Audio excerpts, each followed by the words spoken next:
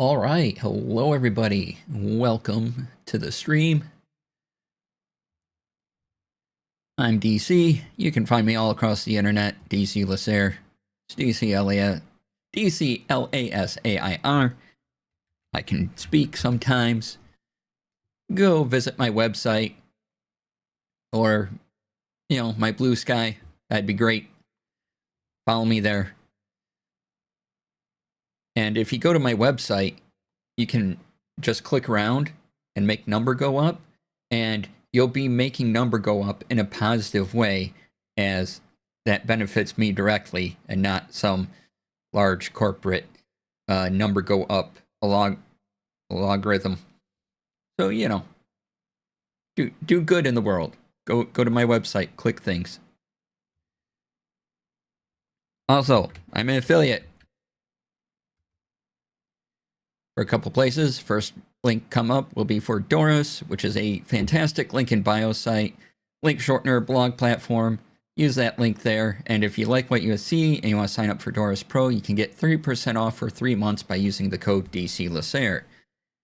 Also, Fantasy Grounds, they're a VTT, and they have a fantastic reader app now in beta, and if you use my affiliate link when you make a purchase, a little bit of that goes to me. So yay.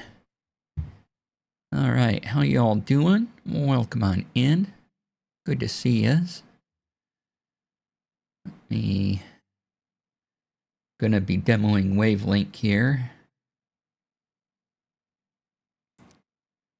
One of the things, making sure it's up. All right. So then I want to talk about some productivity apps. So essentially 2 topics today, Wavelink 3 and then productivity apps and some other things at the end.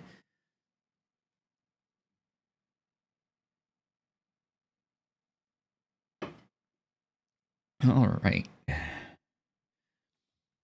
So let's see, who said hi so far? Rex, hello. JD Lady, hi. Welcome on in. Good to see yous.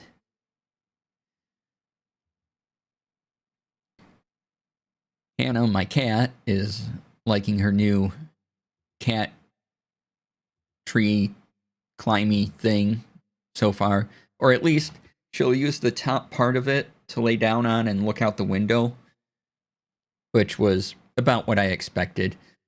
So she hasn't used the scratchy post thing yet on there. Trying to get her to do that. And there's a little house thingy too, she could dive into, but she really didn't use the house thingy on the last or on the little house thingy we had before. She never really went inside of it, so pretty much knew that wasn't going to happen. But hopefully she gets to using the scratchy post things. I'm just glad she'll leap up there and go to sleep and, sits up, looks outside the window.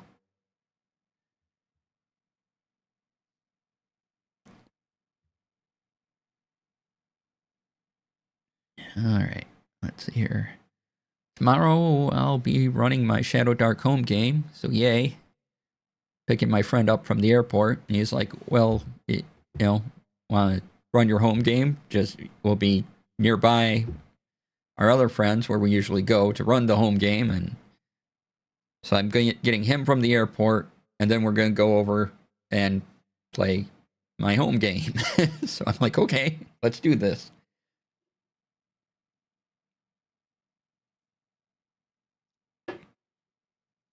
All right, I think feet need to go in the feet warmer.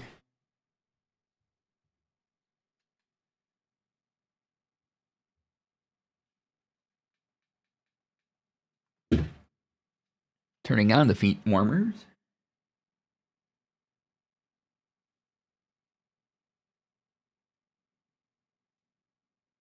Probably had this thing, I don't know, 15 years or more.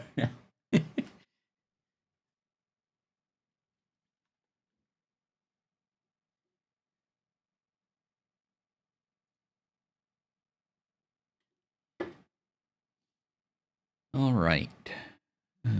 I think everything's ready.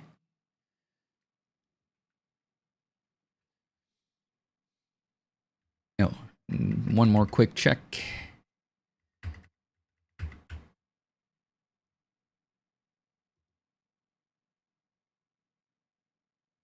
Everything okay.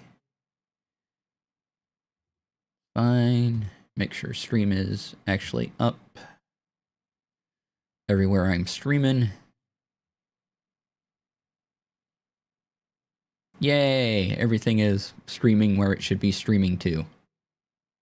Oh, that's right. I can say that now, that I'm also streaming on YouTube. So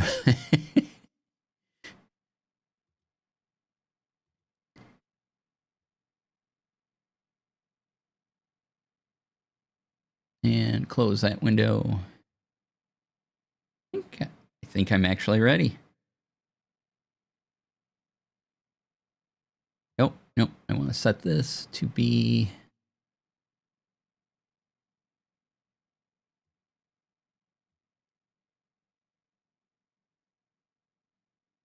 There we go. All right. Looks like everything's set.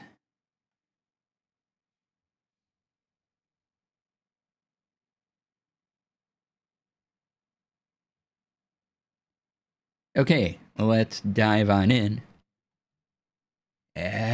More drink.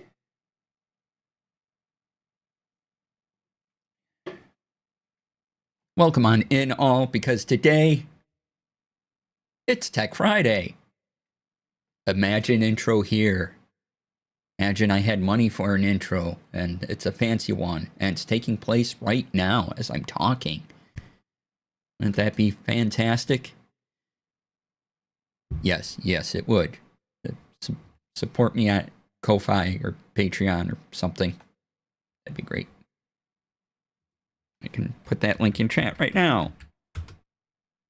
Yay! Go there. Do the things.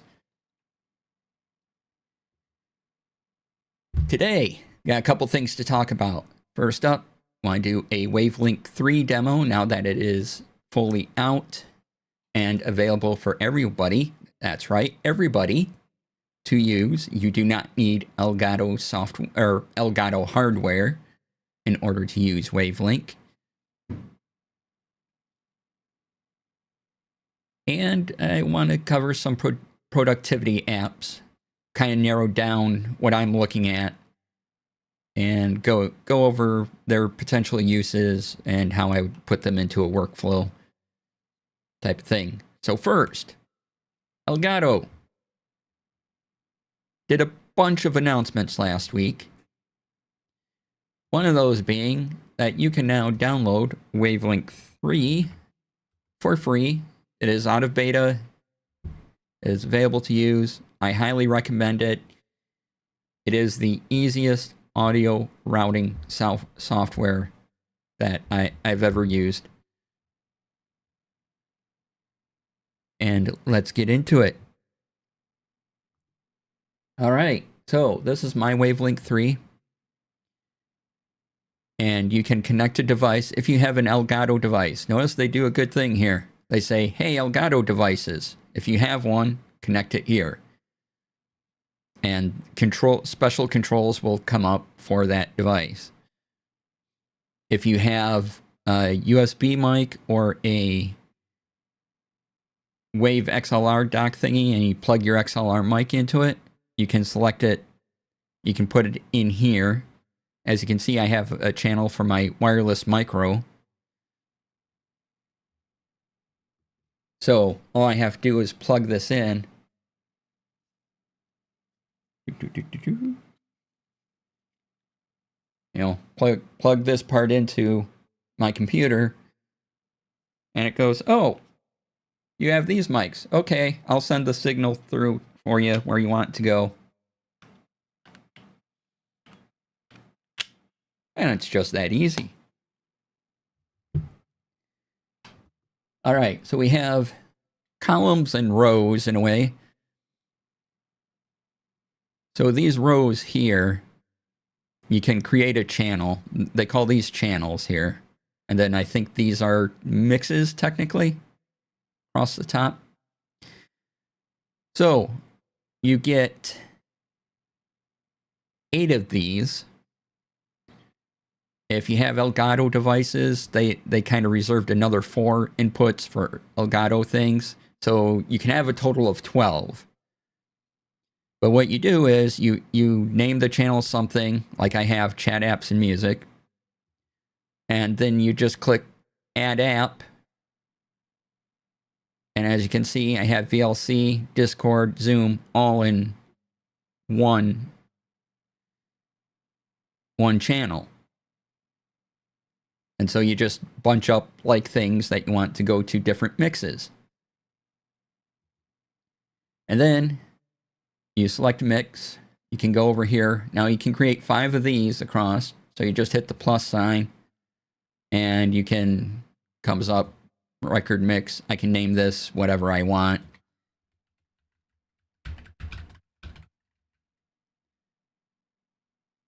And now I have a virtual channel that I can add to OBS called Whatever I Want. I can also add an output.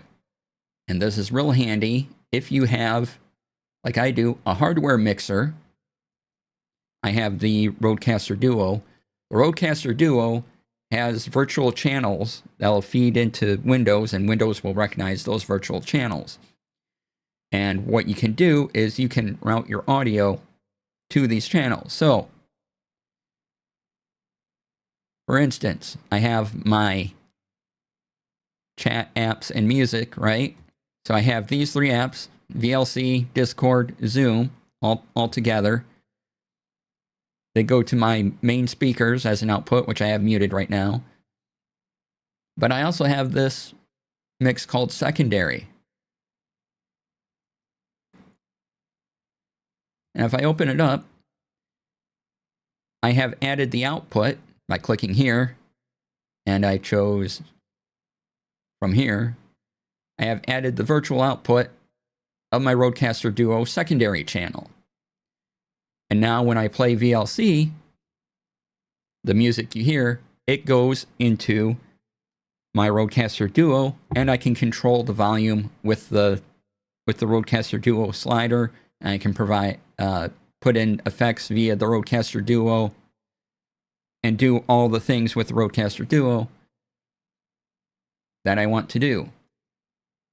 However, you don't need a Rodecaster Duo to use this or make it function in any way. It's just kind of an extra step. Like if you had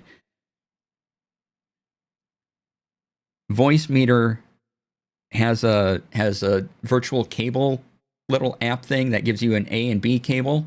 This is where you would add those if you wanted to use them in another app. So then when I go to OBS,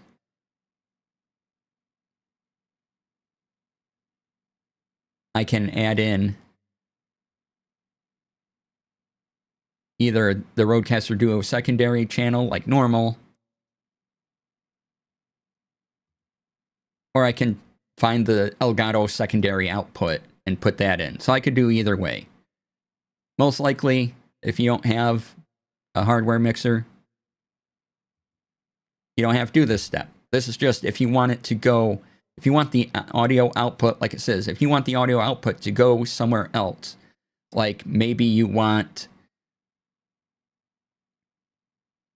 just this to go to a particular set of headphones or something. This is where you set that. And then you tell the headphones, hey, listen to this. You got pulled over for roadcasting once. The cop said I should not bait the other drivers, let alone reel them in. Nice, Rex. And then you have mix settings. You can always display the volume sliders. Have the volume. Now, once you get your apps all set and where you want them to go to, all I have to do is if I want my chat apps and music to go to this stream mix, I just hit the plus button and hit the X. If I want to control the volume of this, I want to control the volume of this, across all these mixes, I use this slider. Look at this where it says secondary and how it's going up and down.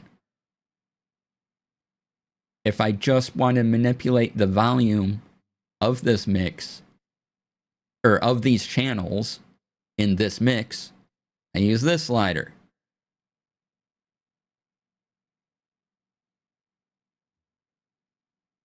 Very easy to use.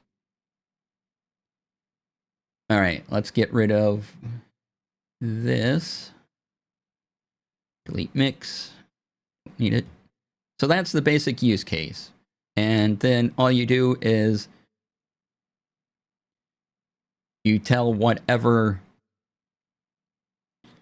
broadcasting software you're using, like OBS, it will say something like, it might say something else, but it'll say Elgato chats. And then you tell, and so you put the Elgato chats mix into your audio in OBS. It'll reflect whatever you name it up here.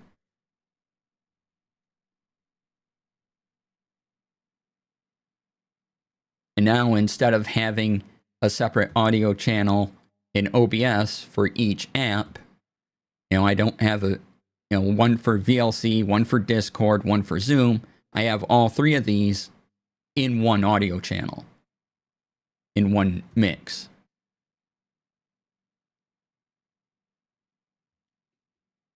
And then games, I just keep adding games. Well, I got rid of a few, but so I have Hades 2, I have the Spirit City, and yesterday I was playing Tangy Tower Defense, so that's here too.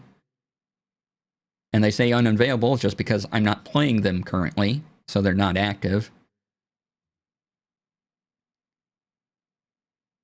And you can easily look for apps, add app. Here's all the apps I can include, if I want to put Slack in, Microsoft Teams for some reason. Or you can just search, and you can click, and it'll add it.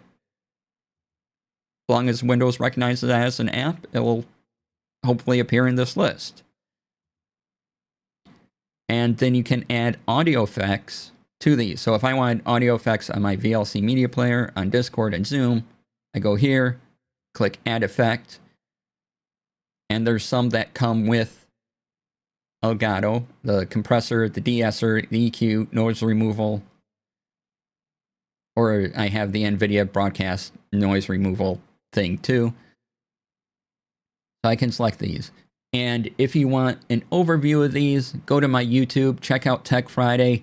Somewhere there's a video covering these different things, a compressor, a de-esser, EQ, noise removal. Because you can also do these things here in OBS. And this is where I put in the reminder of, if you're going to add audio effects to things, only do it in one place. Either do it here or do it in OBS, but don't do it in both. Or I should say, don't use the same effect in both. So I have a compressor here. OBS also gives me a compressor audio filter. I don't want to have compressor and compressor, because then my audio is just going to sound bad. But if I like the compressor here and say I use the EQ in OBS, that'll probably be okay. But in general, for clarity, just pick one and use the audio filters only where you want them. It's really nice that Elgato provides these. And if you're not putting your mix into something like OBS, maybe you don't have extra audio filters to do it. Plus, you can add VSTs, which are these little virtual programs that allow you to further manipulate audio. And there's VST2 and VST3. They have folders already designated on Windows and Mac. It automatically is there for you right now, even if you're not using it. There's a folder for VST2 and VST3. And when you want your effects on, just go there. You add the effect, and as you can tell, my wireless micro, when that's active, I have channel effects on, and so those activate when I'm using my wireless mic. There's also a couple cool things. Now, the other week, I mentioned that when you load in Wavelink, it might change your Windows defaults. But what they added was this handy little thing, Windows settings. I start the app at login. But lock default input device. So my default input is my microphone, duo main multi-track, and we'll get to that in just a minute. And then my preferred output is my speakers, wherever that is.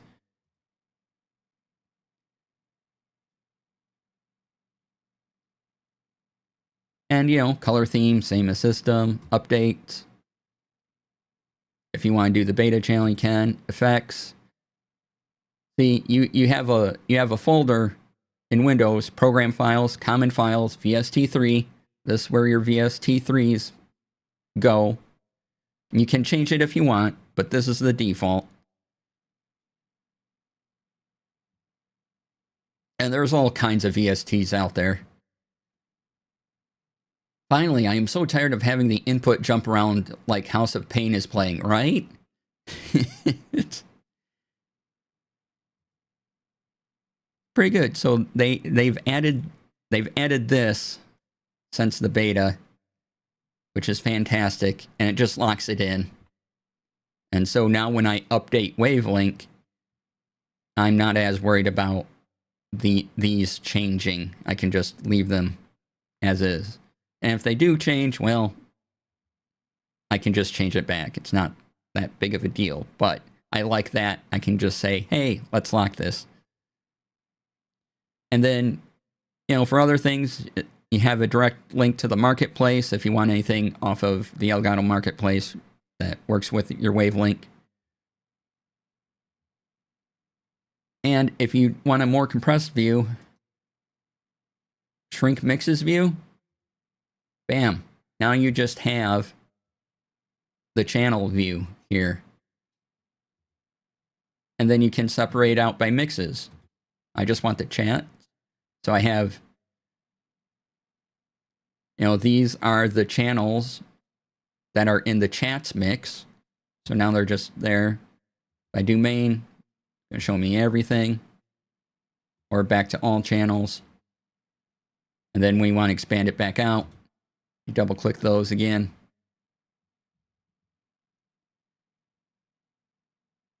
And there it is.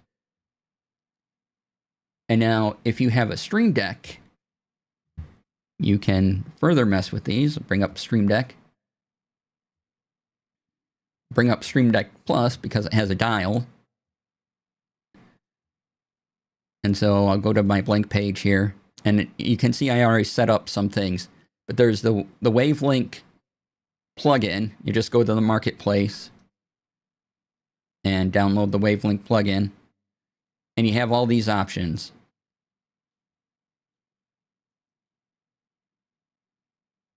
And so I can, if you don't have dials, if you don't have a Wavelink Plus, you can have just the scroll bar here. And then when you press the button, it goes up and down.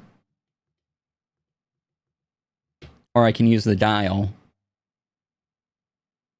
And I'll do the same thing. And so I put 2 in here, just to kind of show that off. Basically, you can put in, do you want to control the volume of the what they call a channel, or do you want to control the volume of the mix? So here I'm controlling the volume of the mix. right? The secondary mix over here, that's controlling this volume. So it would control these two things. Or do I just want to control the volume of this particular channel, which is what this dial will do. And then you should be able to see it move here as I move it up. So you can select what you want on your Stream Deck. You can also do this handy little thing, which I'm still working on figuring out getting to work quite right, but it's neat that it's here. So if you go up here, export to Stream Deck. Okay, export for, well, we're on Stream Deck Plus, so let's export for the Stream Deck Plus. Include these mixes. Sure, I'll include all the mixes, why not? So give, and I say start export. Now I get this, on which device do I want to use this profile? Well, I already said Stream Deck Plus, so I want this on the Stream Deck Plus, but I can put it to any of these. You can even put it to virtual Stream Decks. And I'll say install. And now it's made a separate profile for me called Wavelink. Right? We were on, I have Wavelink SD Plus as my usual one, where I have my usual commands. And you can rename profiles, just edit profiles right here. And you can rename them. But Wavelink, and as you can see, I have a mute all. I have channels 1 to 3. If I click this button, here's the games.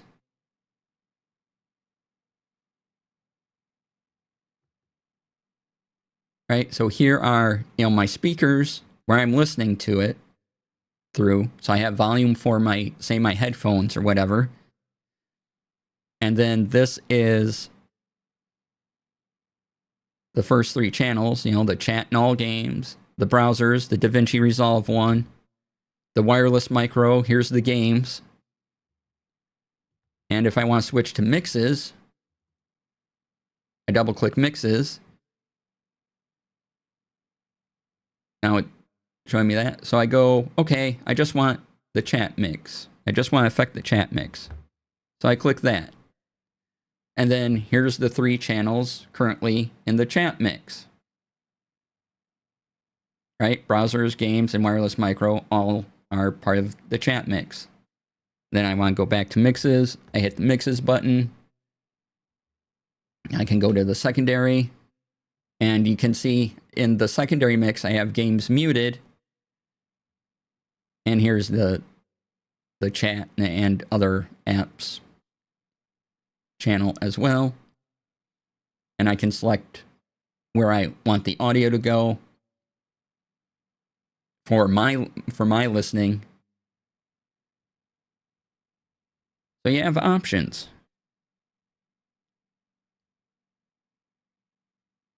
And if I want to go back, I hit the mixes button. And you can move these around too. They don't have to be where it automatically goes. I can go back to all.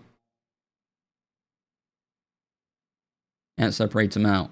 And notice that these are also individual pages.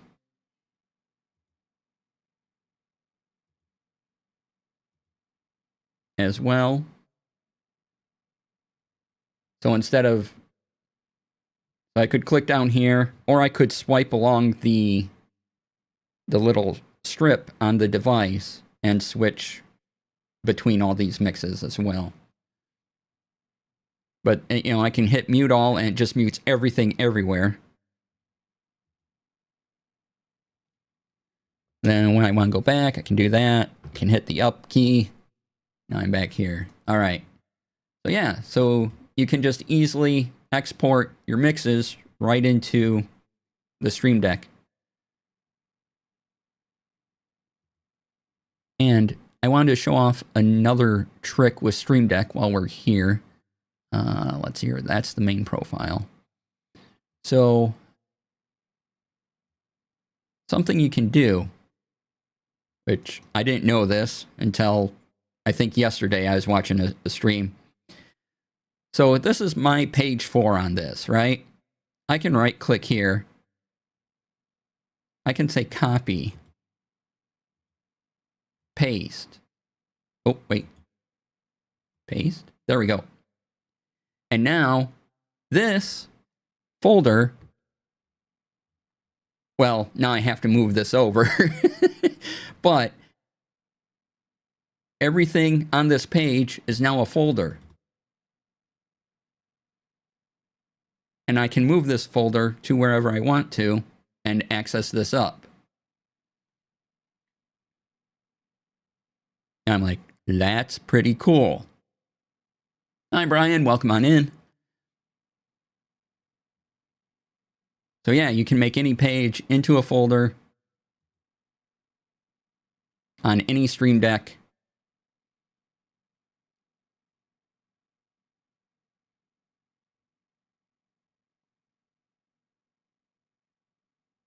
That's pretty great. All right, so here I have weather. What's over here? Nothing. So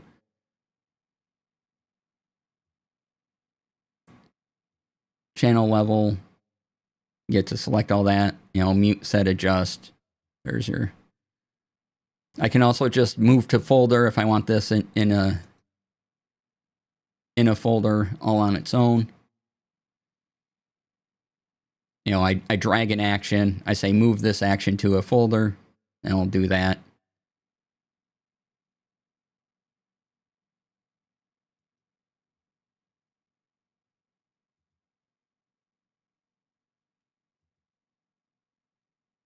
All right. So, any questions on Wavelength 3? Put them in chat. Otherwise, that is the basics of how it works. Jory, hello. Welcome on in. Good to see ya. But yeah, any questions on Wavelength 3 or Wavelength 3 and Stream Deck? Put them in chat and we can talk about them. And that goes for the rest of the stream. If you happen to think of something, you don't, just because I'm moving topics doesn't mean, you know, you can ask those questions. That's fine. I'm okay with going back and forth on things. Need to sit down on a non-stream day and make the switch over? Yeah. And the great thing about it is it's free. You don't need Elgato anything to use it. So if it doesn't work for you, it was free, just uninstall it. But I highly, highly encourage using it. It is, like I said at the beginning, it is the easiest way to route audio that I've seen so far. Now, there are other machines to route audio and things, so if you had a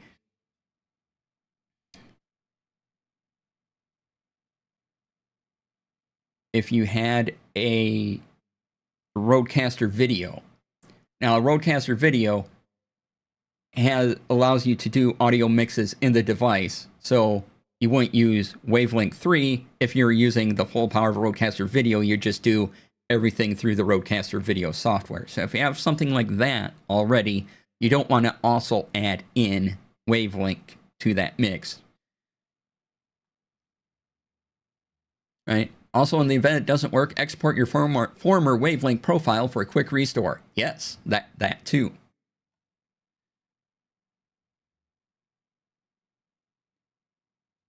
They make that pretty easy as well.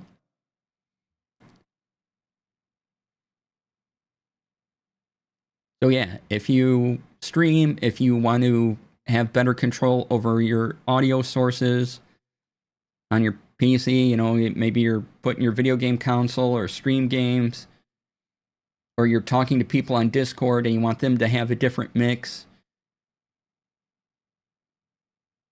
you can do that very easily with Wavelength 3. Right, and time for the headphone to fall out.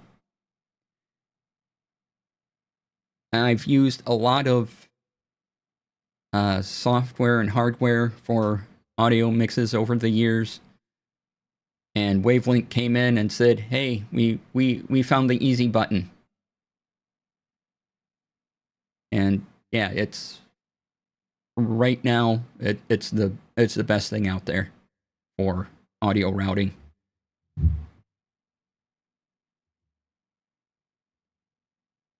All right, moving along. Next topic. Get the zoom up thing. Is productivity apps. I've been looking into a few.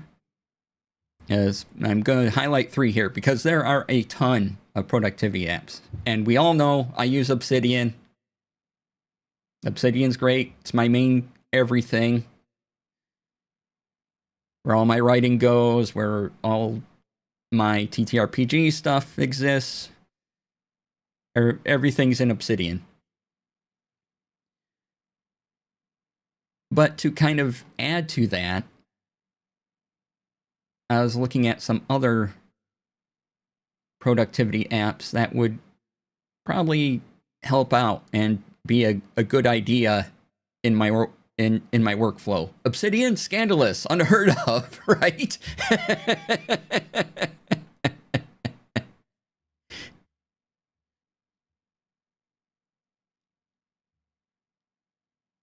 So I use Obsidian Web Clipper a lot for, getting web pages into my Obsidian Vault. I was like, well, I like that. And then I go through and I get rid of the ones I don't need. But maybe if I used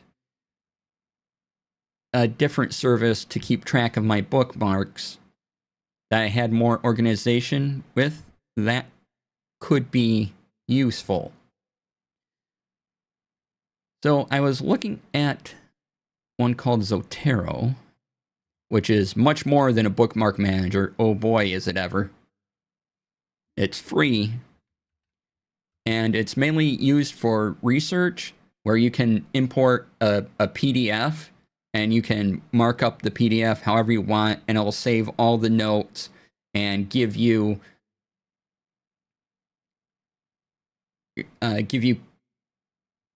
footnotes, allow you to make sure you have all the information to annotate, to cite, to share, organize however you want. It provides,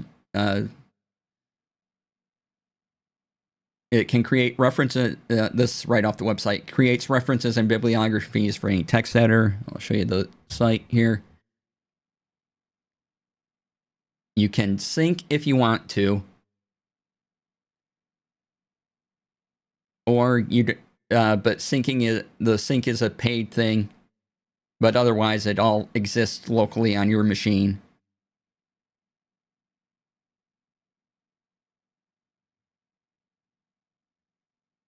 And so if you have the big research projects, Zotero might be the way to go just to get the initial notes out. And then there are integrations of Zotero and Obsidian, so I could copy over notes from Zotero into Obsidian, where I would do the actual work of putting together a paper and everything. You can sync if you want to. You can leave your data behind. Nice.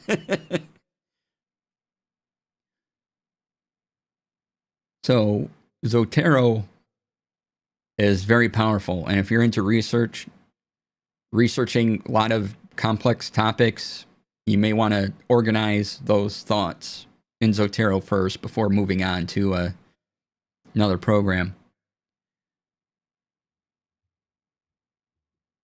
Finite, hello, welcome on in. Good to see you. Let's give you a shout out.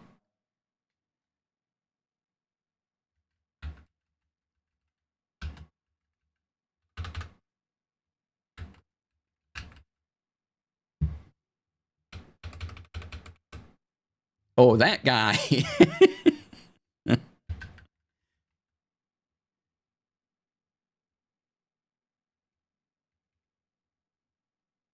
Do that.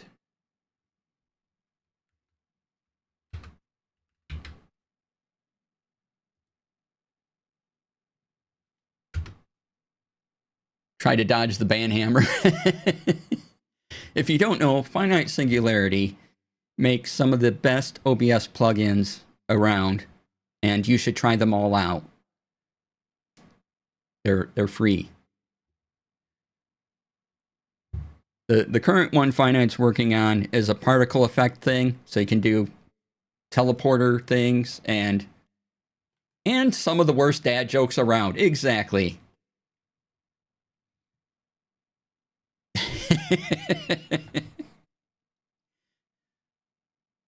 So check out Finite Streams as a regular stream here on Twitch. Challenge accepted.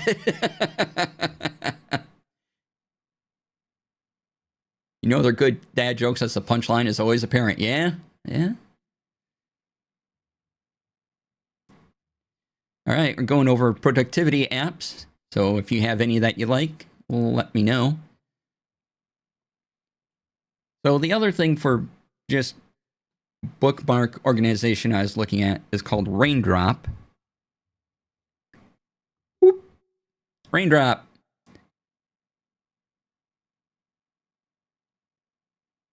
And there's AI stuff you can freely ignore, but it allows you to organize your bookmarks.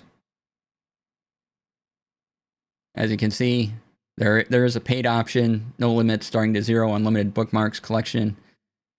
Access even outside of a browser, which is great. Cross-platform, love to see it.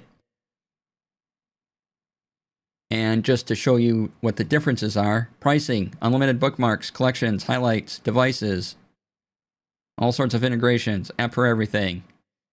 If you upload them, you get 100 megabytes uploaded. If you pay yearly, it is only $28. And this is where you get the AI stuff you can freely ignore. But you also get text search. It's a permanent library. So with the yearly, it will save a snapshot of the web page in your Raindrop. Otherwise, the free version just saves the bookmarks, which honestly will probably be enough for me if I were to do that. So as long as I get a view of my bookmarks like this, I'm fine. I don't need to see the whole web page. And that would help me organize, because then when I take the bookmark into Obsidian to write the research page or the tech thing I'm working on, I already have them organized, and I can keep them all in Raindrop, and then I break down the selection and have a subsection of these that are the most useful ones to whatever project I'm working on, and those make their way into Obsidian. So that's the idea for that.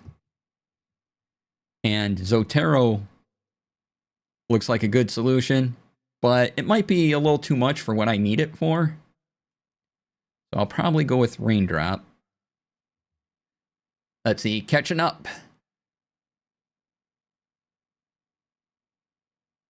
The Moleskine that I write in is your productivity app. Excellent.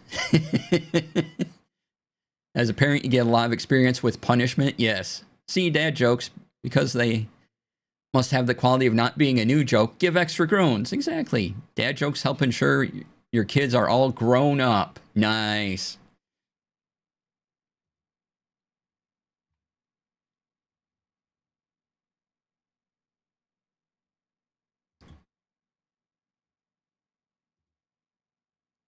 All right. The other thing I wanted to look at is an app called Esponzo. Now, there are a lot of these sort of, I can't remember what they were called, but there are a number of these apps available. There's Esponzo. And what this does is you write out a thing and you give it a little keyword, and then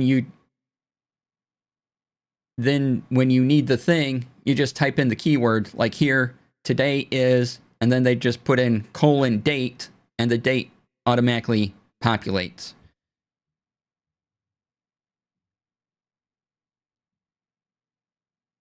So if you can create templates once. So, if you have like, for example, when I invoice and I'm invoicing the same company, I can make a template and just call it invoice, have it come in, change what I need for that month when I do the invoice, and it'll work out. And what I like about Espanzo is that it works cross-platform. I can use it Windows, Linux, and Mac, and it's free. So that is why I was looking at this one in particular. There are other ones, but they are paid, or they are like Mac OS only, something like that. So those are out for me. I use multiple devices that run multiple OSs. I need something that goes between them all.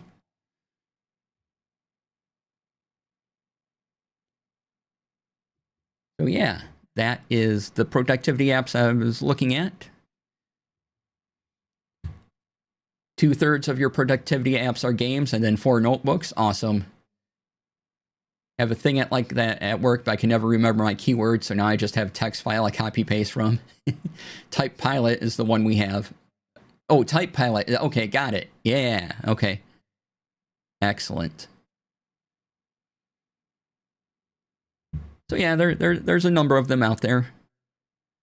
Find one. I was looking at Espanzo just because it works with everything.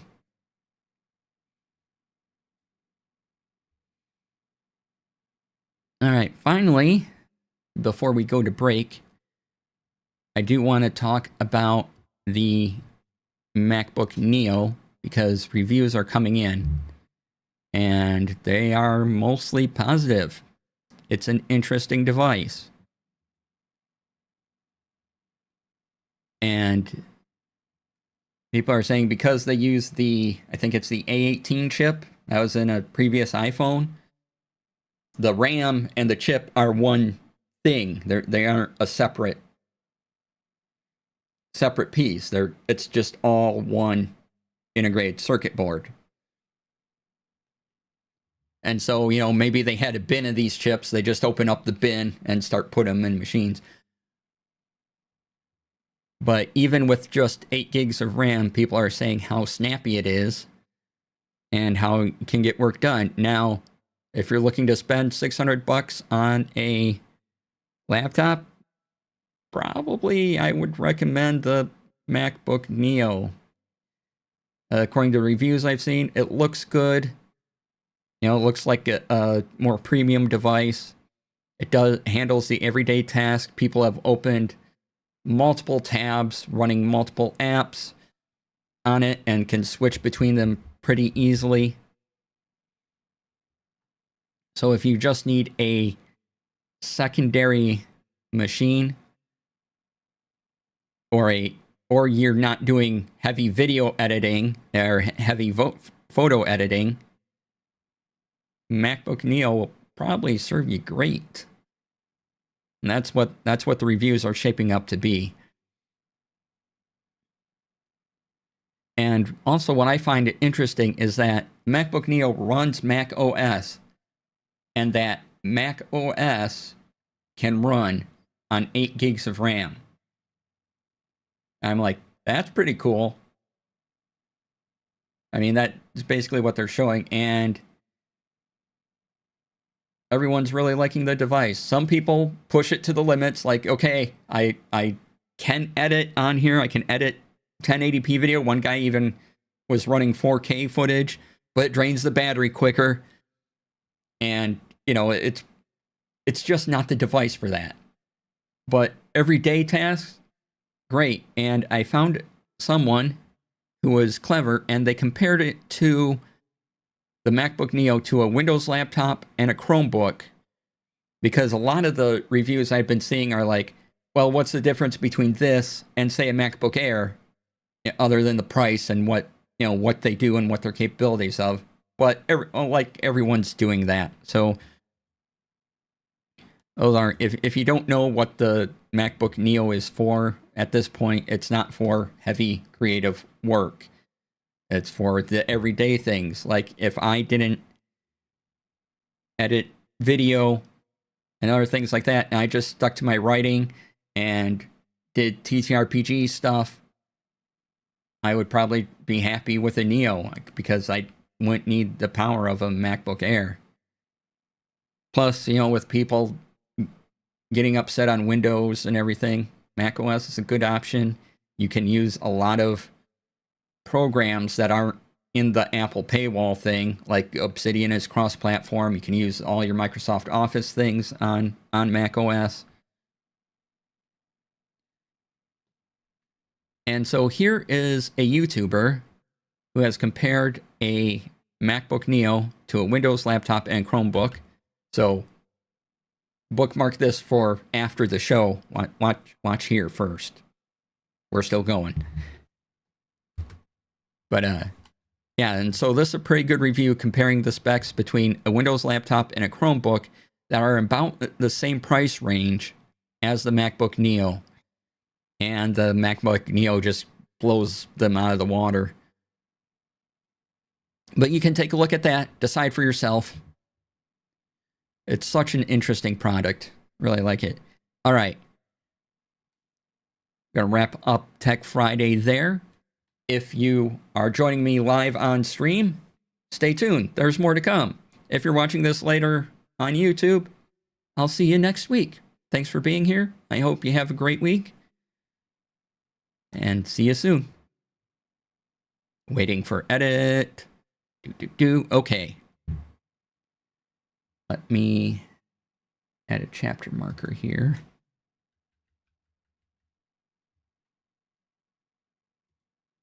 There we go. Now I have a chapter marker. Yay! That'll make it easier when I edit. I love chapter markers, y'all. All right, we're going to take a break and be about 5 minutes. So get up, stretch, take your meds if you need to, all that stuff. When we come back, there's one more thing I kind of want to talk about before we get into relax mode. And then we'll get into enjoying our weekend. Yeah. So, be right back. I'm gonna run some ads. Stay tuned. It'll be great.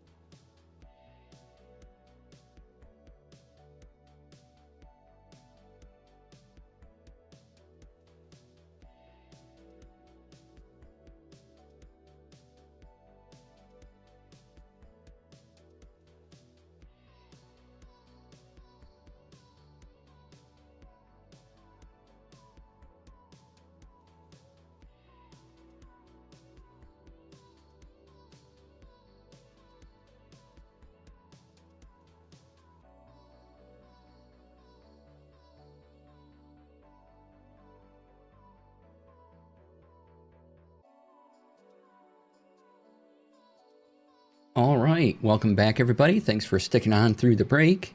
Really appreciate that.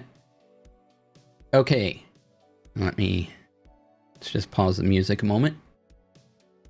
The other thing I want to talk about, and thanks to Cypher of Tyr for getting the link to me, was about the Blue Sky CEO, Jay Graber, Graber. She is stepping down.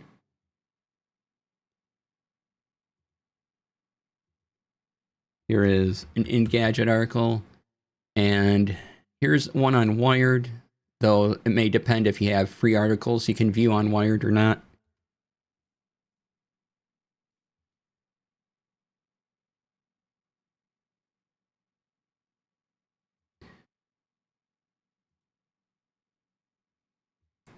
And so people were kind of excited about that. And right now, the interim person will be Tony Schneider, who is a venture capitalist. So people are like, oh, yay, the current CEO stepping down. Oh, it's a venture capitalist. Ooh. But apparently,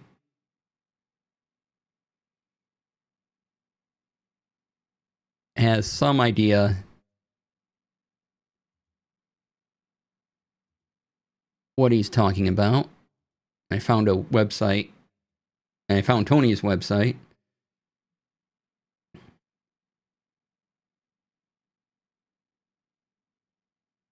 About everything, and he's done a lot in tech sectors and everything. So if you want to find out about this guy, here you go. There you go. That's his about.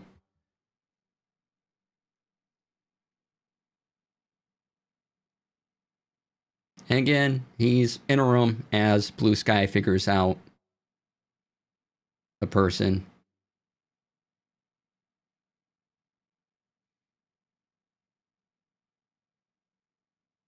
So that's what's kind of going on with Blue Sky.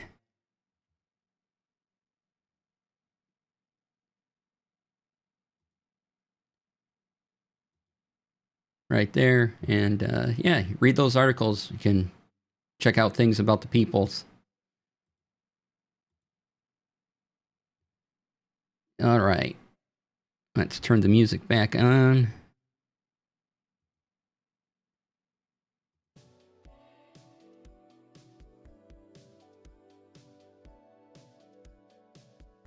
And let's see what I maybe have missed.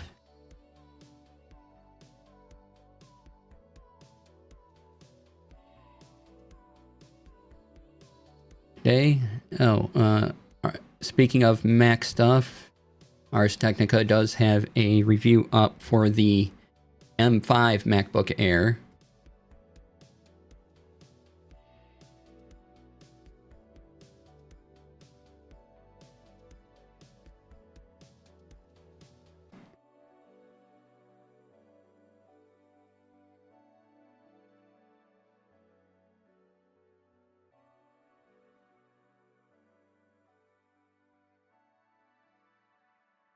And if you're just tuning in, this is where we kind of relax. I look for articles to talk about, have some music going, and we wind down for the weekend.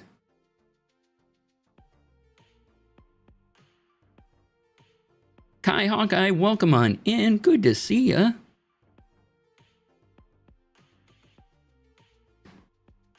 Hope you get to start your weekend soon if you haven't already.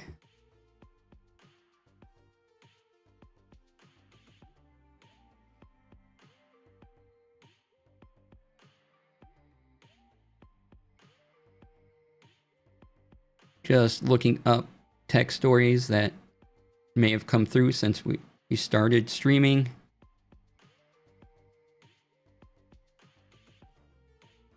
Sometimes there's little bits and bobs.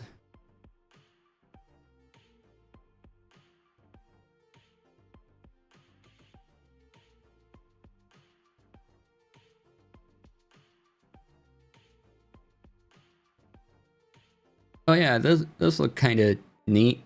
There is a web app that will allow you to channel surf YouTube, like this headline says on Engadget, like a 90s kid watching cable. Basically takes YouTube listings, puts them in categories,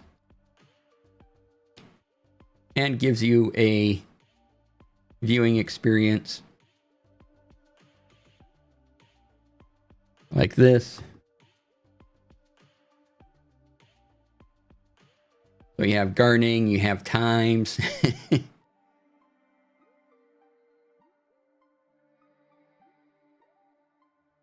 Oops. Go away. Shrink back down. There we go. So yeah, it's the Channel Surfer web app.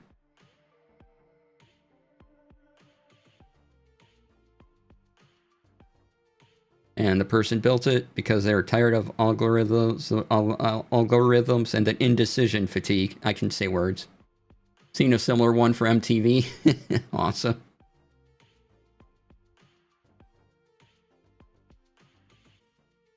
So if you want that, here's the app. And then there you go. It was playing audio automatically, and the static did have the static noise that probably didn't come through because I have, you know, my browsers feed into my speakers and not out to stream. But yeah, it did have a little static noise. So if this is something you're interested in, check it out.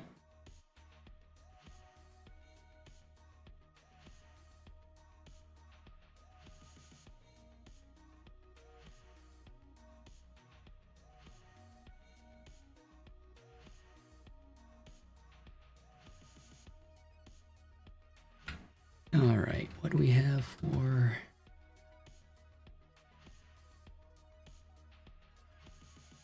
Autoplayed and couldn't pause it? Oh.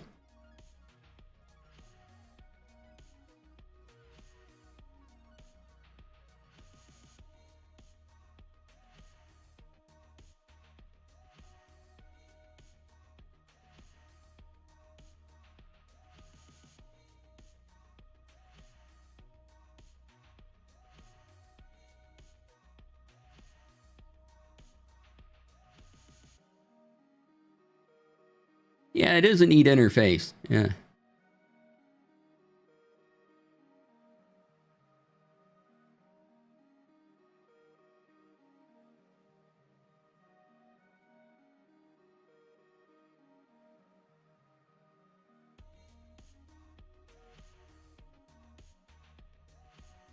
All right. Not seeing anything that catches my eye as far as tech goes. So let's go to TTRPG stuff.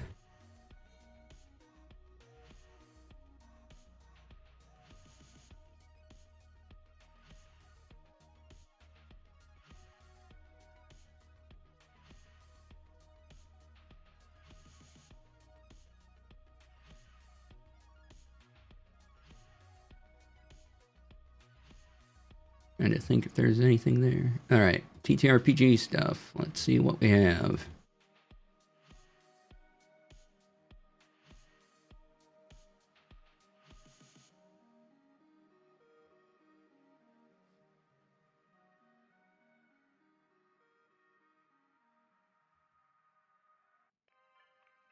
Oh, here is...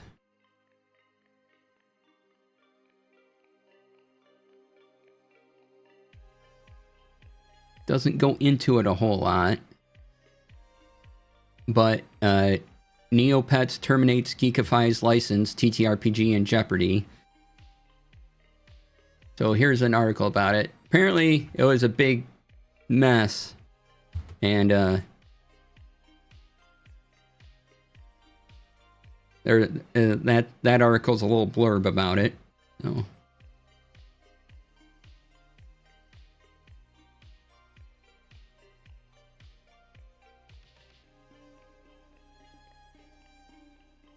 Let's see here. Dark Horse announces new Dungeons and Dragons comic.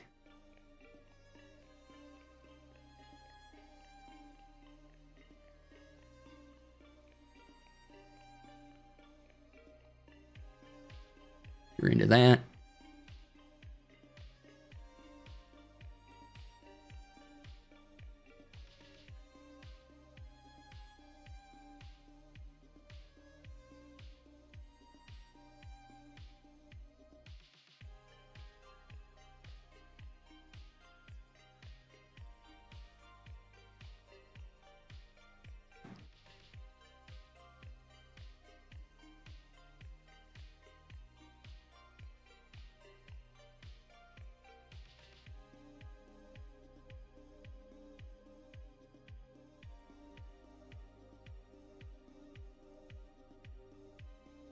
All right.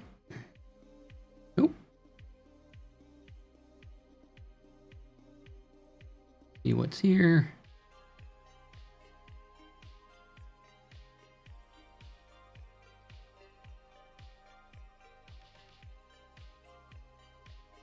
Oh, there is a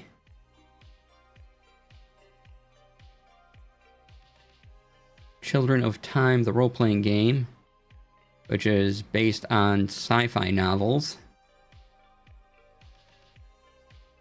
Hitting backer kit in June of this year. So if you like those novels, check it out. 7th Sea 3rd edition. So if you like 7th Sea, they have a 3rd edition on Kickstarter. That's a Chaosium book.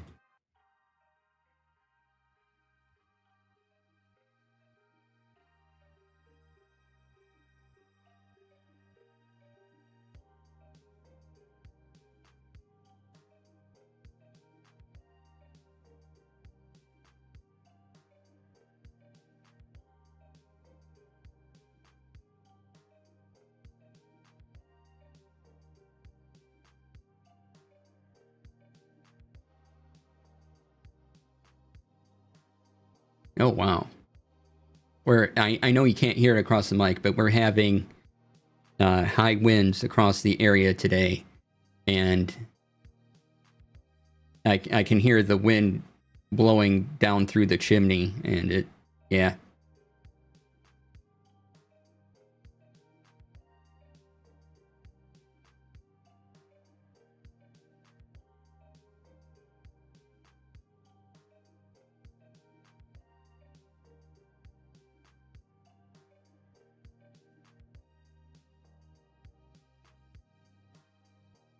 Let's see.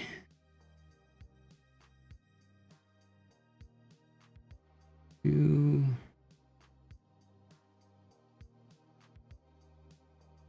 right, nothing.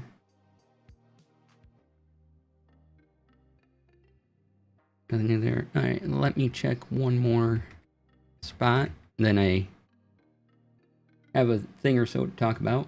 Let's see here.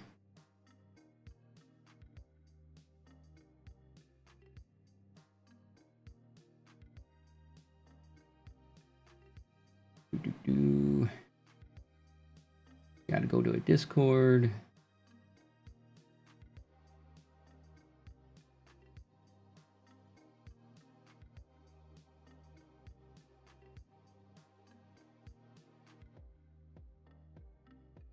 Oh, there is, for those that crochet, there is a Dungeons and Dragons crochet book releasing March 31st. So if you know how to do the magic that is crochet, there you go. Hey, kitty. You're right there? Okay. We might be getting cat time. So yeah.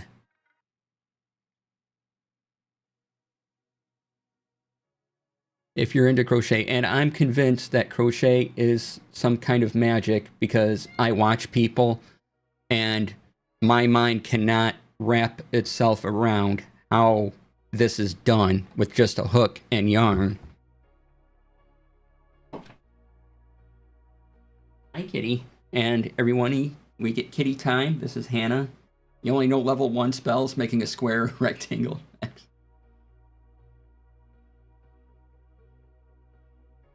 Like, I think you're getting into quantum physics territory with JD Lady Says Hi, with crochet.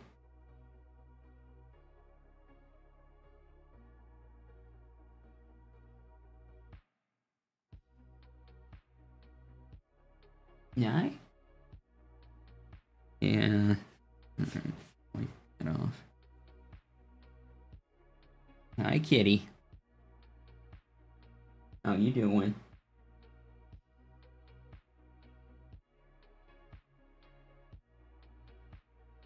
Brian says hi.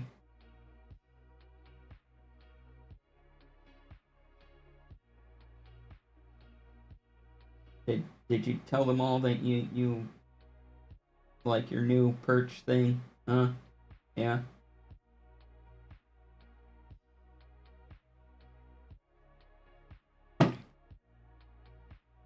Oh. Yeah. Okay. You good? Or do I have to walk with you a minute?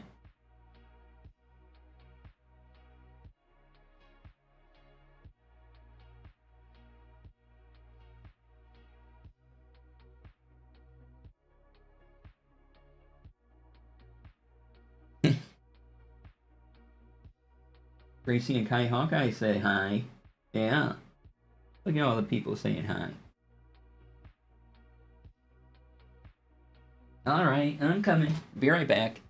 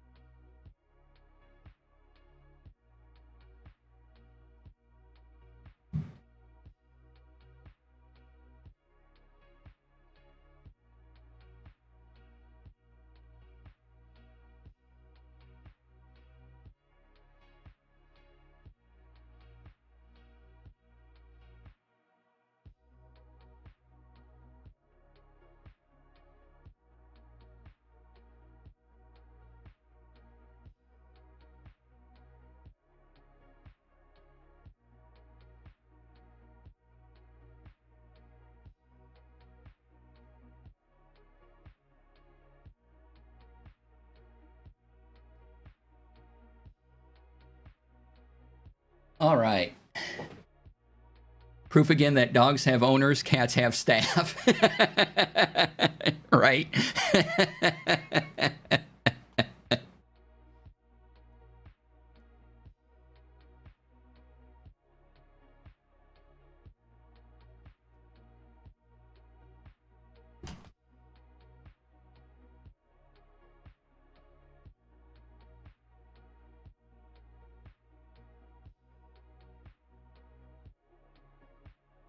Yeah, she spends a lot of time upstairs, and then when I go up the stairs, she like runs to me sometimes, or comes up to make sure I pet her.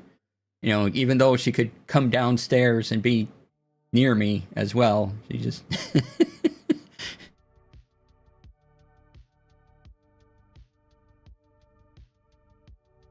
All right, let's see. We talked about Dungeons and Dragons Crochet, which looks awesome.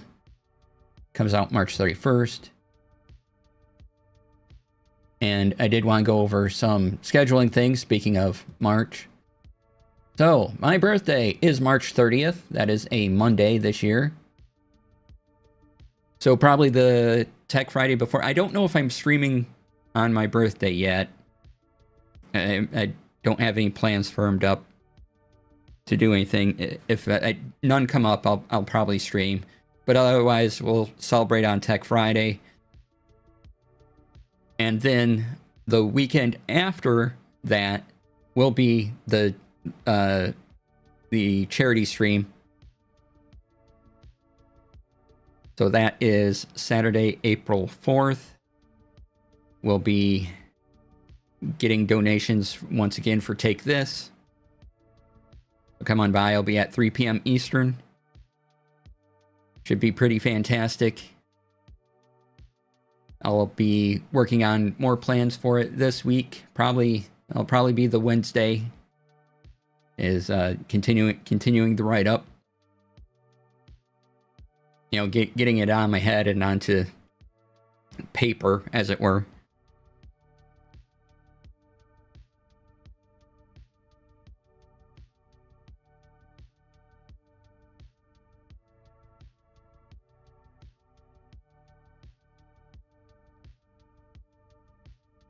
So yeah, that is upcoming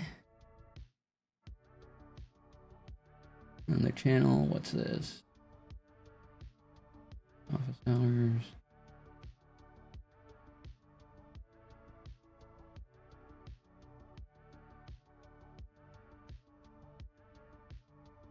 Do-do-do.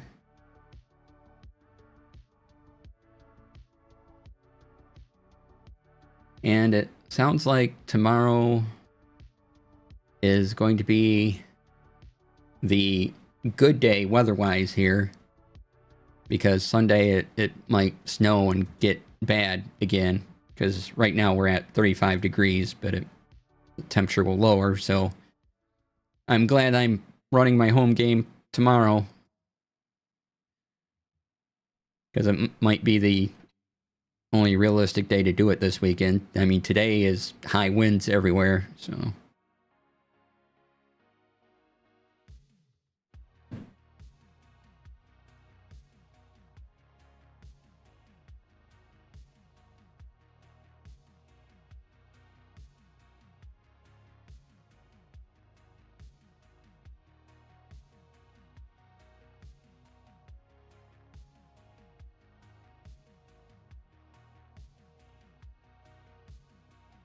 And of course, once again, I hope I get the videos done for the TTRPG vault. I really just need to push through. I think I've hit part of the reason why I'm kind of holding back on doing them, but...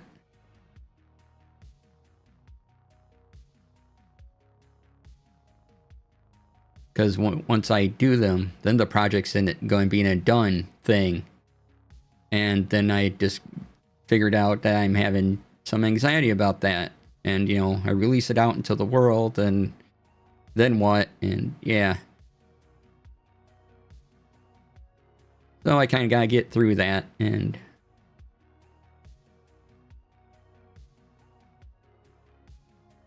get it done, see if the vision is worth it to other people, or if people find any inspiration from it, that type of thing. Because it is a little different than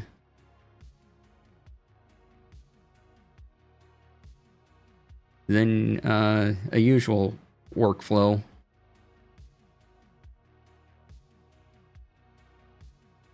By not using folders so much, and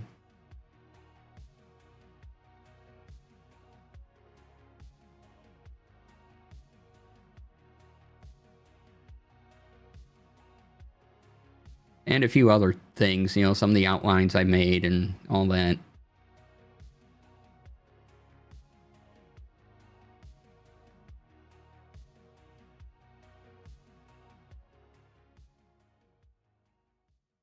All right.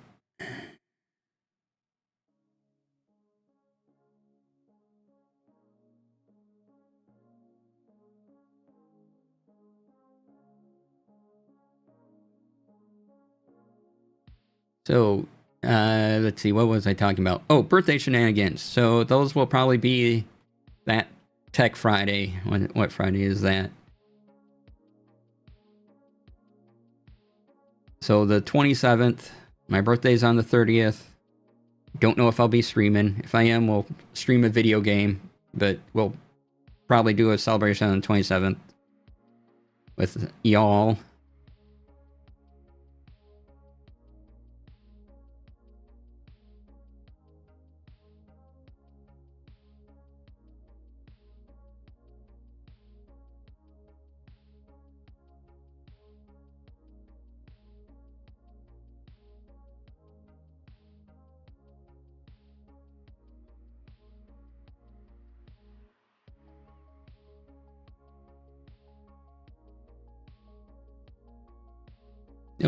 Didn't mean to do that. All right, what time we got time to talk and things. So if there's anything you want to bring up, you know, hey, now's the time. Questions for me, maybe something you're looking forward to this weekend.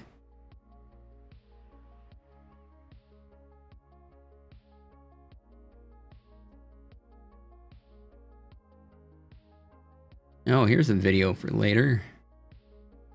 Is book talk destroying literature? I don't know. I don't have TikTok, so.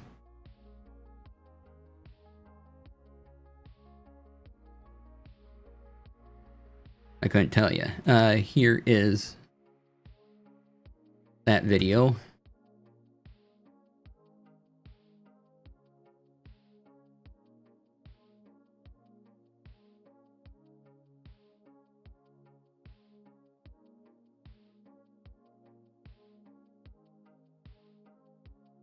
I, of course, have a bunch of videos on the MacBook Neo.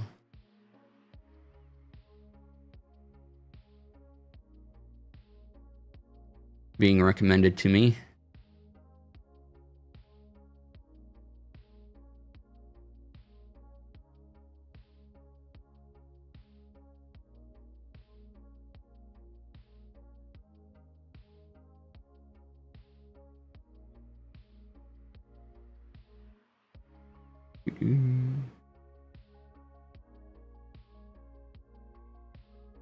Wow, that wind is wild right now.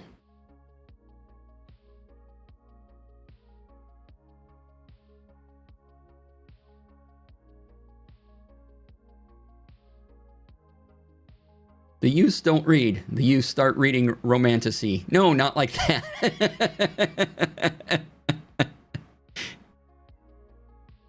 Yeah, Hannah. What do you want?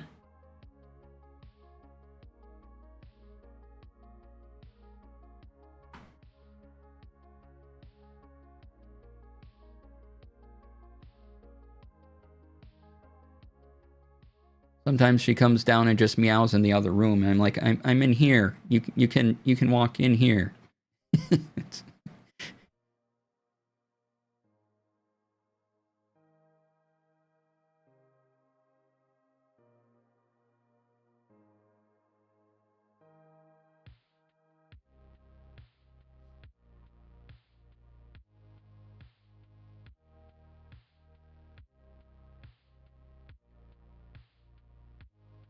Speaking of reading,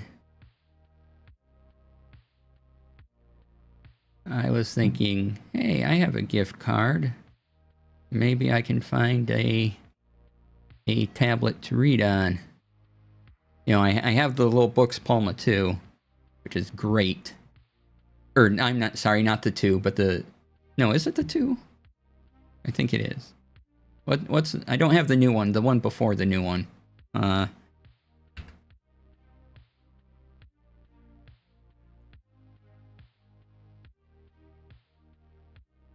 What are these called?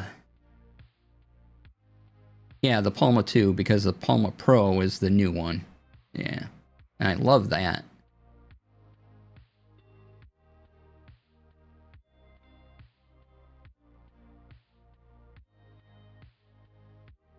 Been using yours a lot, reading Project Hail Mary. Ooh, while you knit plain rose. Nice.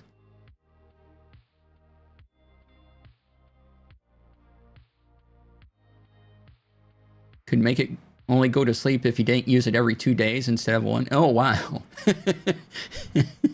That's interesting.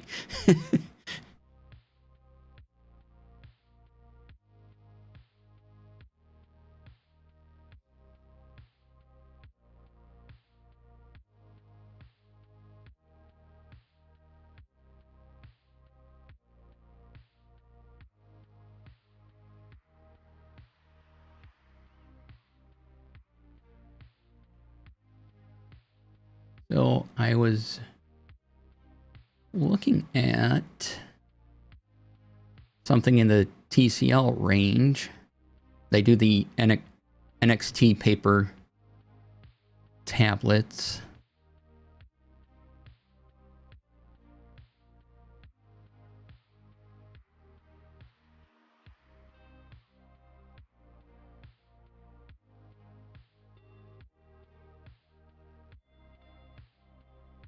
And so they have an 11-inch Gen 2 right there, which is also some money's off, plus gift card goodness.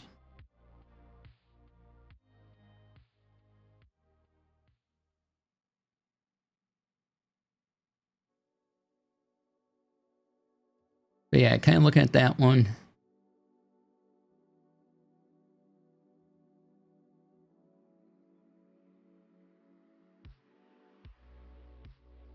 You know, claims to have a paper-like thing, and kind of it has an ink mode and color paper mode, and works as a regular tablet. So kind of interested in the technology behind all that.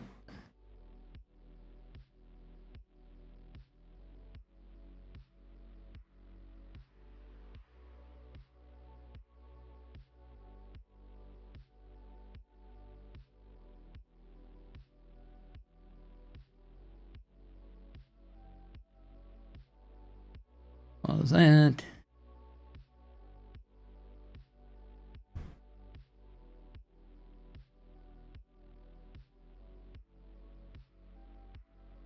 Check a couple other places.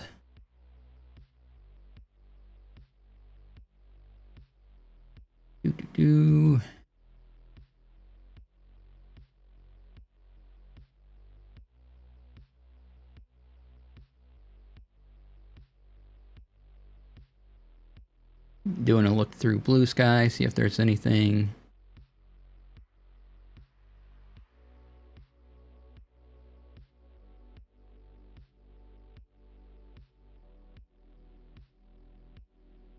Microsoft shoving Copilot into more things.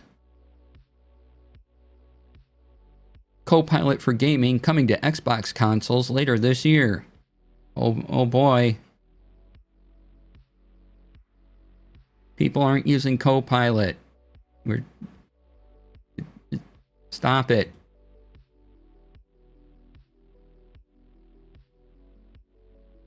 Articles on Games Radar.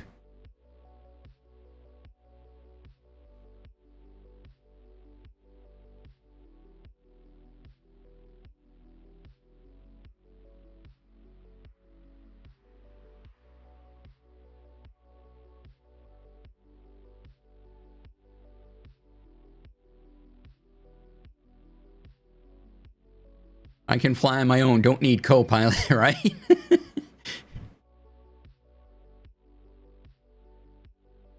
Yeah, no one needs Copilot.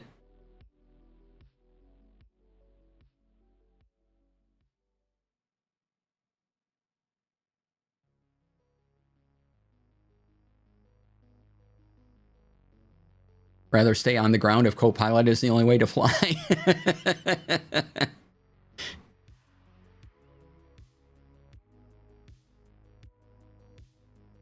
So tired of it at work, and we have not even fully deployed it yet. Oh, I'm sorry you have to deal with that.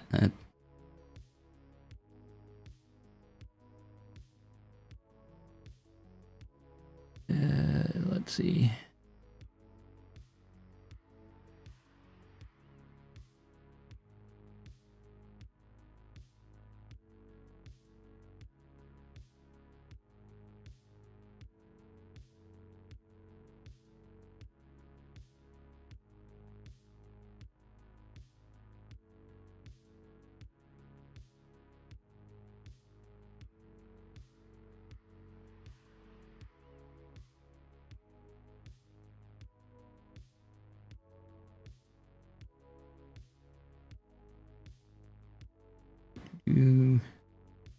Just scrolling through.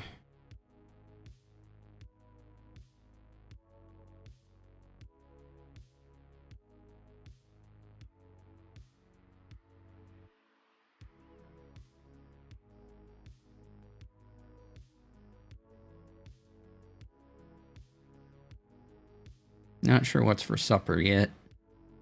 That's got to be in the plan. And, you know, bad movie watching over on Rift Tracks, as always. Always a thing. Oh, I gotta talk about one of the recent bad movies I saw. It's called Night Wish. And it's about, and I say it's about anything in the loosest of terms.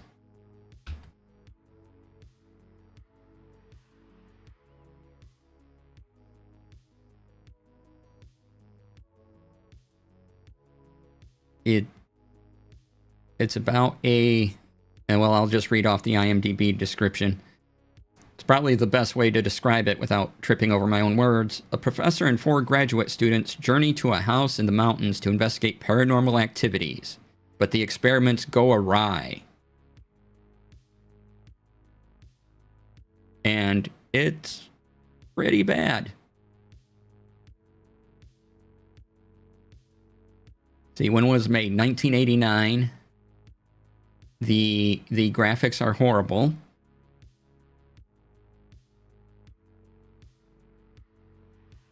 There's the IMDb listing. But it's one of those that is kind of this weird, almost entertaining, nonsensical bad. Is like the effects are laughable, so you can laugh at that. The plot is ridiculous, why anything's happening. Just kind of jumping from one thing to another for some reason.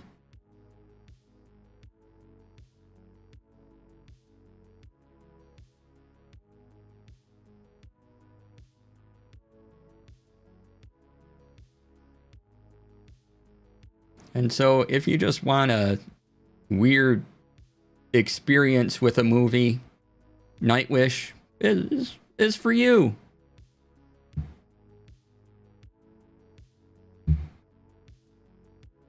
Probably one you should watch with friends. And it is better than the movie no one should ever watch called Things, because Things is just bad on every single level that you could ever do a movie in. There's nothing about it that's good, and yet somehow it's called a movie.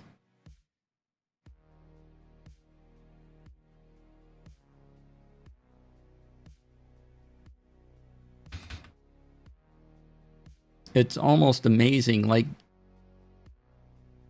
it's one of those things where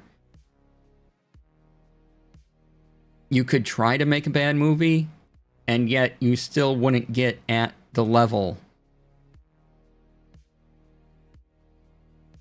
of Things.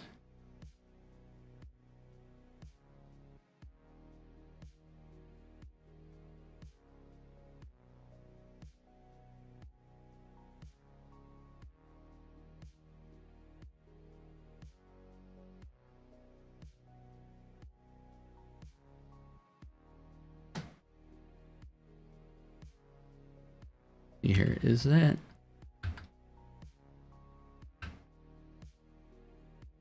There is a movie. I want to make sure it's the right one because it has Chuck Connors in it. Yeah, this is it. Day of the Assassin. It's fun. It doesn't make a lot of sense. You get to see Chuck Connors lumber across the screen, dodging bullets somehow.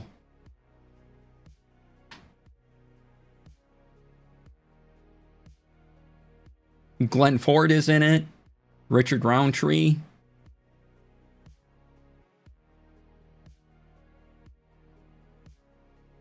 Always loved Adam Savage's quote, "Every movie ever made is a great movie, desperately trying not to become a bad movie," right?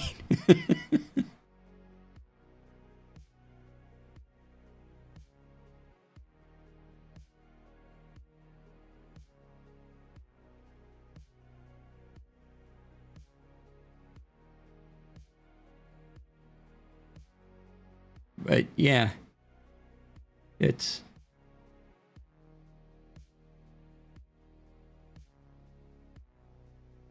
it's more entertaining. It's an entertaining watch if you do decide to watch it. And also, Chuck Connors is somehow an everyman. He plays a flute at one point for unknown reasons.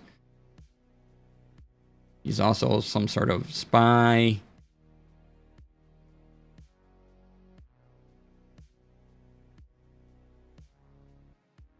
He dodges bullets by running past them somehow.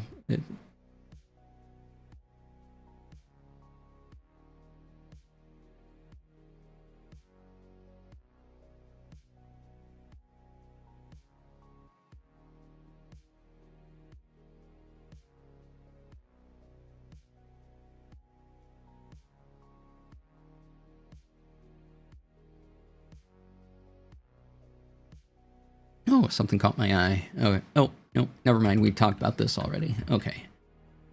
Don't need to mention it again.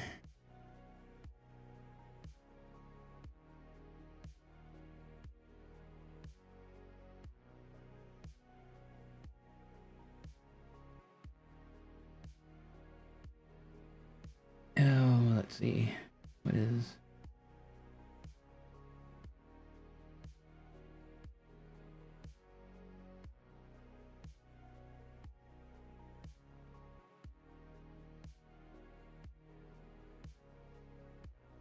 And if you want a Jaws ripoff, I have a couple movies to tell you about.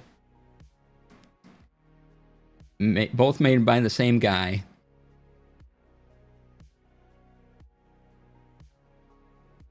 And one is called The Last Shark, which its Italian name was Jaws, but then that got them sued, so they changed it to Last Shark. It's awful and really entertaining. There's a sailing regatta, and they want, the mayor wants to go through with sailing regatta, but there's also a shark in the water, some sort of big monstrous shark that you see maybe once pop up out of the water. Otherwise, you get some underwater shots too. It has Vic Morrow. It's bad. And then this guy made another movie. Actually, I don't know what order these were made in. But regardless, this person also has a movie that gets in on the deadly animal thing of Jaws called Grizzly.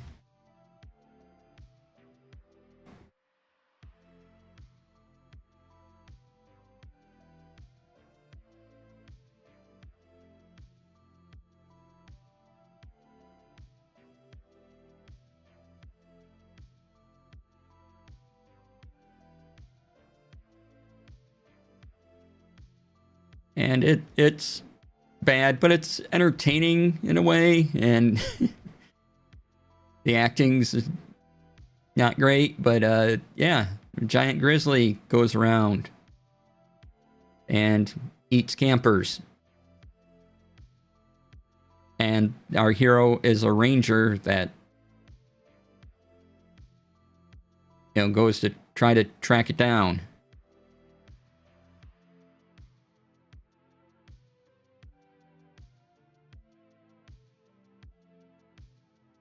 And then the thing that I don't think it's the mayor, but whoever owns the campground area wants to keep open during the camp season, but our ranger hero wants them to close so they can get the grizzly out of there. But of course, the guy doesn't do that. And just like Last Shark, they don't cancel the sailing regatta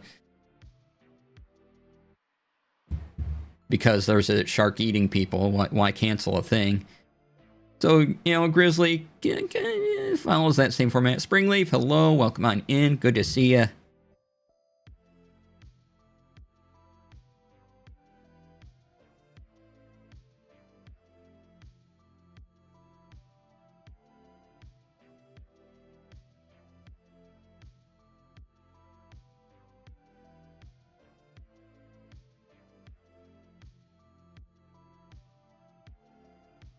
Hope you're doing good. We got a few minutes left, so if you have questions on anything that we've been talking about, I think Grizzly 2 had George Clooney in it. Ooh. I wonder if it's meant to be...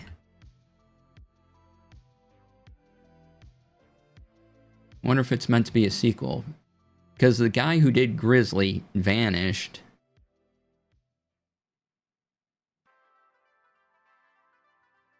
He's one of the more famous bad movie maker weird stories. Is this meant to be a sequel to Grizzly? George Clooney, Laura Dern, Charlie Sheen. Wow.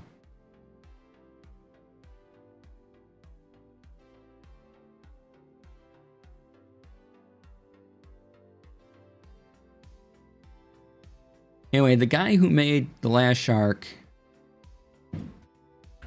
I'm pretty sure he did The Last Shark.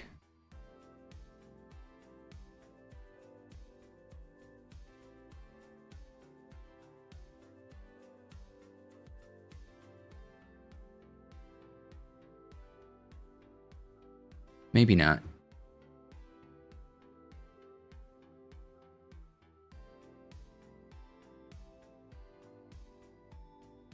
Let me double check.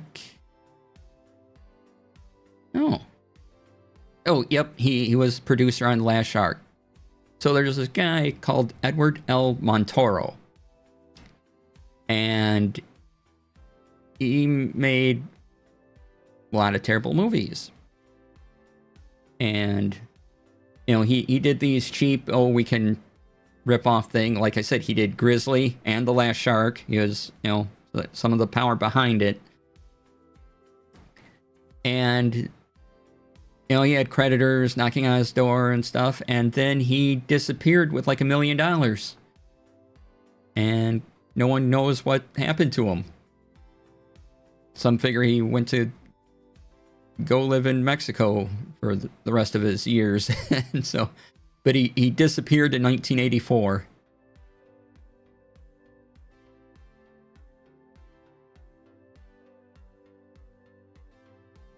He's one of those, he has a real interesting career, and then his fate is just as weird as the rest of it.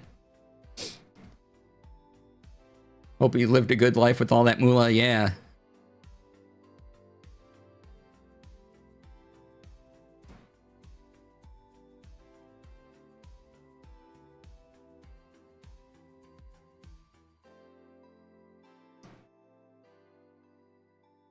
Prophecy, not The Prophecy, scared the heck out of me when I was a kid. Ooh, John Frankenheimer. Oh.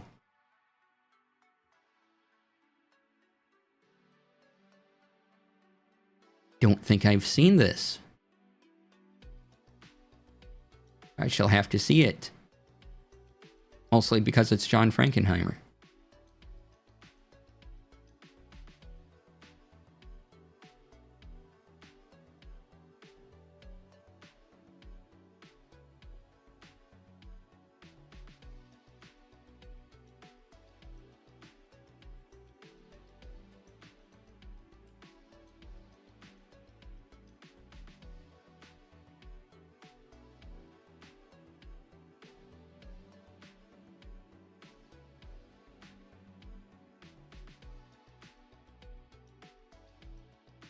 All right. Speaking of movies, this weekend is the Oscars. Hoping Sinners wins everything. Switching over to really good movies. And if you haven't seen Sinners yet, you totally should.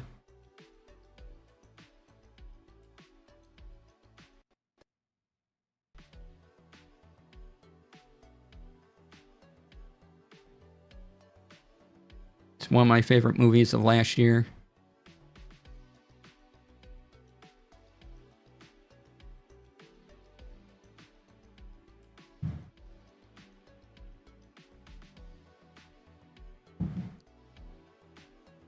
Oscars better follow what the other awards did and give all awards to Sinners. Yep. It's their duty now to do this. 16 nominations means 16 wins. That's all there is to it.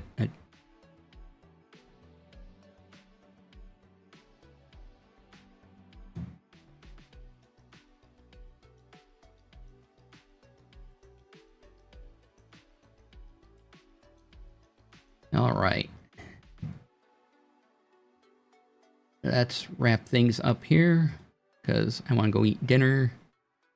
Anyone on? Hey, Jory is on. We'll go visit Jory. Better do a refresh. Been meaning to watch the other nominees. Yeah, I don't even know who's all nominated.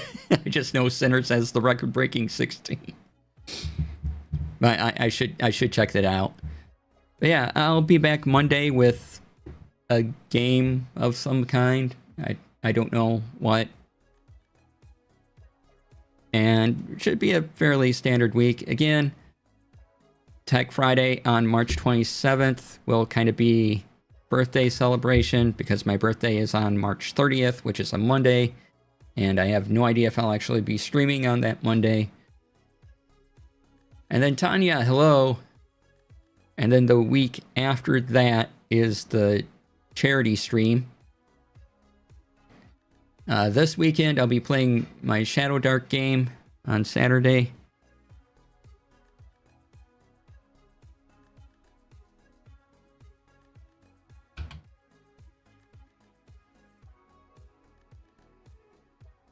Yeah, we're about to go in and raid over to Jory because it's supper time for me. Leaf's birthday is Tuesday. Oh, okay. Well, we'll get the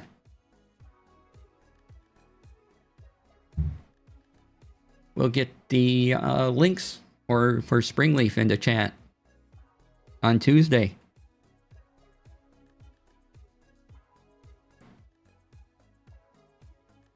And the posts. So, you know, go Tuesday. Wish Springleaf a happy birthday. And we're going to find Springleaf's links and start posting them everywhere on Tuesday. All right. Thank you all for being here. Great seeing y'all. Really appreciate it. We're going to go raid Jory. Yeah, go to throne.com/Springleaf, for example. Do that.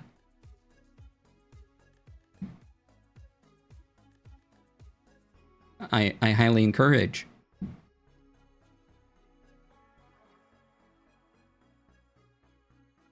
I'll be back on Monday. Have a great weekend. Please be kind to yourselves. Be kind to others. Stay tuned for the raid. And I'll see you all later. Bye.